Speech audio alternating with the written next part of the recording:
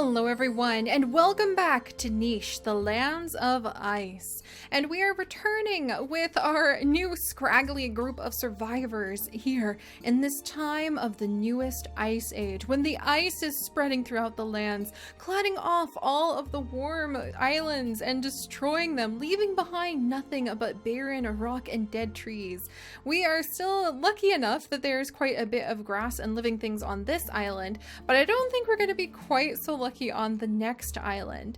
And that is a lesson that Kakuku, the experienced new prehistoric member with his amazing hammer tail, is trying to warn his new tribe of. The fact that they must be tough, they must be ready, they must be able to handle whatever survival demands of them. And he is quite serious, which Noir finds extremely attractive. But it does kind of make little Lemius, who I actually do want to rename, and I should rename right now. I wanted to rename her something gentle. I think I'm going to rename her Yeah, I'm going to name her Acornia, which is actually after one of my favorite sci-fi series, but also because she reminds me sort of an acorn. Maybe she's got a little bit of the meese line in her for all I know, but I think she would hear all of that hubbubaloo about the approaching doom and kind of pat her pregnant belly and be like, oh my, because she is very gentle. And her mate is Trill, who was kind of swept off his feet by Acornia, and she was swept off her feet as well. I did not mean to have her get pregnant so early. But there is a lot of rejoicing going on privately between our two founding members, Noir and Trill, who really could not stand each other and were desperately afraid they were going to have to become mates. So the fact that a female showed up as a gentle wanderer and Kakuku was cracked forward from the ice and does indeed have some of the Yukir tribe genes. So he has some of those prehistoric genes and the experience that goes with it, is a huge relief to both of them. And if you guys are wondering, Seri, Lands of Ice? What are the rules? What do we do? Well, I spent half the episode yammering about the rules last time, so go check out that episode or just take a peek in the video description where you will find a wonderful list of rules as well as links to several useful resources, including our wonderfully maintained wiki, which a whole bunch of people have helped out on so that we are able to have a fantastic list of our nichelings and the niche pantheon. So, moving on. We only have 20 days per island, so I can't lollygag forever. Kakuku is doing a good job of teaching everyone how to be good hunters. Acornia is quite content, just kind of like, oh my, wow, he's so fast. And Kakuku is gathering up some food.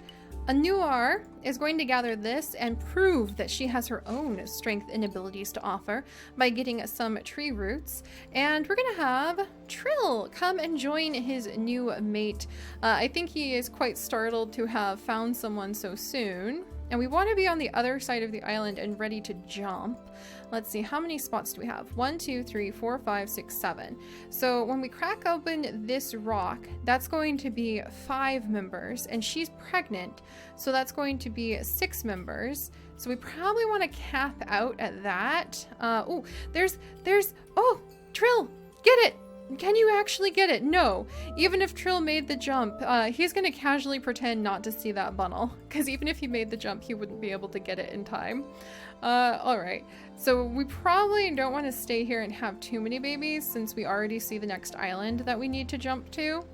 So Cornea is going to start leading us towards where she knows is a nest, because, well, you know, there's a baby on the way now, and let's have Trill.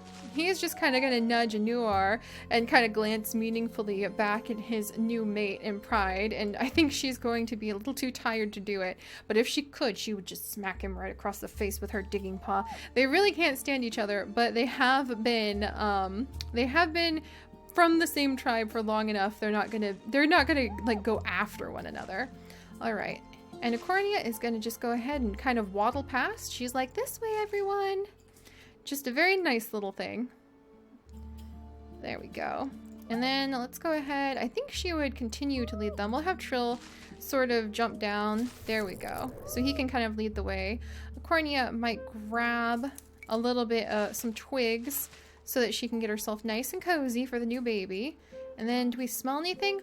There's a lot of roots And there is a bundle that Trill sees, which would have Kukuku immediately on the hunt. All right, if he jumps now, he won't have enough energy. And then we're gonna have Anuar come over. Oh, there's so many roots. That's wonderful. Anuar is gonna be right there, ready, and Kukuku is gonna jump down. A wonderful hunting zone. There's even some berries. That'll be fantastic. All right, and I'm gonna go ahead and let Trill kind of trill his pleasure at the fact that, you know, he's settling in. He's got a girl. He's got some food in his belly. Everything is coming up daisies. All right, let's go ahead. Holy cow! Kukuku's gonna go, wah! Ah! Every time that walrus deer shows up, it scares the living daylights out of me. Oh my gosh. Kukuku has taken out the hunt. The walrus deer can hurt the heck out of you, so we want to be very cautious if we're thinking about hunting it. But Anuar, I think, would just be stunned to see this majestic beast that actually scares the heck out of me sometimes. It has, like, look at those eyes. Look at those eyes. Look at those eyes. It does not look like, it does not look like a peaceful, kind creature. You know what I mean? So I think that would definitely give Anuar a bit of a startle, but she would watch it warily and try to show some bravery to Kukuku by gathering up some roots. And then we're going to go ahead and let Cornea, can she do some digging? We're going to let her get nice and cozy in the nest. I think that Anuar is just focusing on holding very still right now. And then I'm going to let Cornea kind of do a couple digs. Oh, she managed to get that root free. Wonderful for her. We do need to go ahead and set her mutation menu since she is taking on Trill as a mate. He has 13 days left. She has 16. Gosh, she must have literally just aged up when we met her then. She has short-sighted eyes recessive. And Trill's velvet paws are not really going to help us whatsoever on any of these islands, so that's going to be a little bit of a bother. She also has heat body recessive, which is amazing, and one deformed paw. She has hemophilia and she has bad fertility. We can't do anything about the fertility because this tribe has not yet unlocked better fertility. We cannot put the prehistoric genes into the mutation menu. They are just too complex for some reason, for the sake of the challenge, basically. So I can't put that in. I'm gonna go ahead and put runner's leg in. And since I can't even do normal blood clotting because we only have one generation, and I'm gonna do normal eyesight because having bad eyesight could be really bad for this tribe as well. And then for Trill, I'm gonna do normal paw. I'm gonna go ahead and try to give like runner's leg. And what else could he pass on to his children? Not really anything useful so far. Maybe white fur. That would help if it snowed so he could blend in. But I feel like he's part of the Trickster Gods line, so it'd be really weird for him to pass on white fur because that's part of Yuki/Lala's line. That's a whole different god. Let's see. But I do think he likes her little stripe that she has, and he thinks it would be kind of cool to have maybe a nice red stripe just to go straight down. What does she have? Because she has mask, and it has displayed itself as a stripe down her face, and she has got red pattern already. So let's actually make black pattern, because I think that would be kind of cool if his child ended up passing on black pattern. Also, he's kind of situated in a pretty nifty spot, but I think he can collect berries. So he's going to come down here to gather up the food and also to hide in the grasses when that terrifying walrus deer shows up. But all right, the very first baby of the challenge is about to be born. This is so exciting. It may actually give Anuar some ideas. 1, 2, 3, 4, 5, 6 out of this one. And then 1, 2, 3, 4, 5, 6, 7, maybe 8. This might actually, no, that probably isn't. It may or may not be a spot to jump to the next island. So we can probably go ahead and reuse this nest to allow Kukuku and Anuar to have a child. So that would be kind of cool. All right, first baby on the way. Look at his little red hair. He definitely looks like one of the Tata line, and his name is even Tanu. Welcome, little Tanu. We're going to go ahead and rename you. to Kalish. Kel. We're gonna rename you to Kel. Props off to anybody who can tell what books I've been reading recently. If I wanted to name him Kalish. Alright, so this is little Kale. He is healthy. Look at that. Normal blood clotting. Let's get a good look at you, little guy. You do have normal blood clotting. Pretty darn good fertility. You're going to be quite popular with the ladies. And he carries his mother's recessive purse snout and that heat body. So that is pretty nifty. Doesn't display it, but if we could get heat body, that would increase heat radiation and cold resistance, which would be amazing on these frozen icy islands. Are you kidding me? Also, I don't think a cuckoo can help himself when it comes to hunting. I almost feel like he would sort of like pound his hammer tail against the ground, and maybe he gets his name Cuckoo because it sounds like that when he hammers his tail on the ground. And I think he would immediately jump after that, and then maybe jump after the walrus deer, because that's just very tempting. It can do 2 attack. We have no defense. We have no defense at all. I don't know if... Oh, there's a baby with purse snout! What the heck? What the heck do? I think it... Oh my gosh, there's a... There's a rogue. There's a rogue and a rogue's baby with purse snout and spiky bodies. Oh my gosh. That makes 2 important factors then. 1, getting a noir near that rogue without being pregnant is so dangerous. And 2, that I kind of want to get that purse snout baby, because we have Kale has recessive purse snout, and I think that if it's a female with purse snout, we can breed it with Kale in the future, and that would use up the last spot for going to the new island. Oh my goodness, this is so exciting. All right, we're gonna go ahead. Trill has heard something. He's coming down here. Oh my gosh, look at this. We have a rogue facing down this walrus deer with high fertility. Oh my goodness. The eyes on this one, though, are kind of creepy scary. Look at him. Look at her. Look at her. Oh my gosh. I don't even know where to begin. She's got spiky body. The rogue, I think she's the rogue's child is what we'll say. And she has been following the rogue, trying to kind of find a place in the world. But he is quite a mean, horrible father, perhaps, maybe. Look at him. He has got spiky body and big body, H and E immunity, K and G immunity on this little one, who is currently a teen. She has recessive violet eyes, recessive bird beak. Oh my gosh, stinky tail, female peacock tail. What kind of ridiculously cool genes could we add in like right away? That is too awesome. We don't really have the food for this, but I'm going to invite her into the tribe. Boom. And then she's going to go ahead and we cannot clear the grass away unless it's regrowing grass. And we can't attack this rogue because he is a spiky body male. But she's going to, we're going to name her Little Seer because she has those, we'll name her CR. C-ear. C-R. CR. Kind of like Seer. Because of her eyes that just seemingly have no depths, like no ends to their depths. And would she make a good mate for Kale? A and D, K and G, sure enough. And we might end up with purring purse snout babies, like, immediately. And she'd heal any animals who are nearby. Oh my goodness. That's kind of amazing. Like, what if we start taking damage from the cold in the future and she could, like, heal the pain away? So she's going to immediately run away from her father. We're going to go ahead. A noir smells the threat of a rogue, something that every female is familiar with. And let me go ahead. We want to give her normal eyesight. Cuckoo also needs to possibly pass on normal eyesight because there's an unfortunate chance that they both could pass on blindness. And then I'm going to go ahead and see if he can pass on... He cannot pass on any specific kind of, like, we cannot do hammertail because that's against the rules.